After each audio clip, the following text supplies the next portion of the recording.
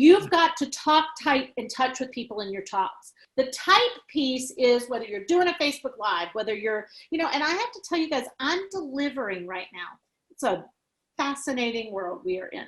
I'm delivering 40% of all of my speeches via Facebook Live, in Facebook groups, and we have done $2 million off of Facebook Lives in the last 6 months. $2 million off of Facebook Lives in the last 6 months.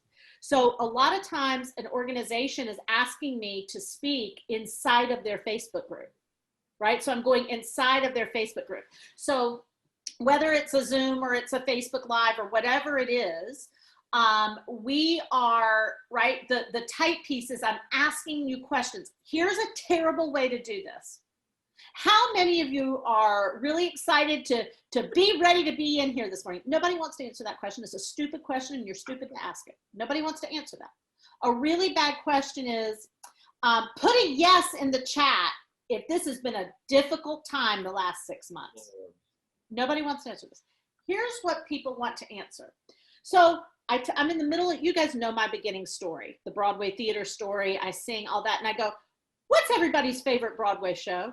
I worked in that industry for 10 years. Guys, they will talk for 7 years about, I saw Wicked with my mother when I was 12 years old, and I waited in line in the snow, because it's interesting, right?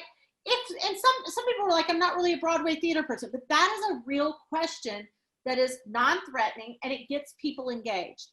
A great question would be, so I'd love to know everybody's revenue goal for the next year. Now I do that when I'm talking to groups of like 50 that they're very business oriented. What's everybody's revenue goal for the next 12 months? Because it gives me a sense of what kind of content I should deliver today based on the level you're at. About 60% of your people will answer that, right? A great question is, what is the first thing you do every morning when you wake up after bathroom stuff? Don't tell us that, please. What's the first? People want to answer that. People don't want yes or no questions, just like they don't want yes or no questions, what we've been teaching you for a year in a real talk, right? But here's my secret weapon. If I can keep them typing to me, they can't multitask.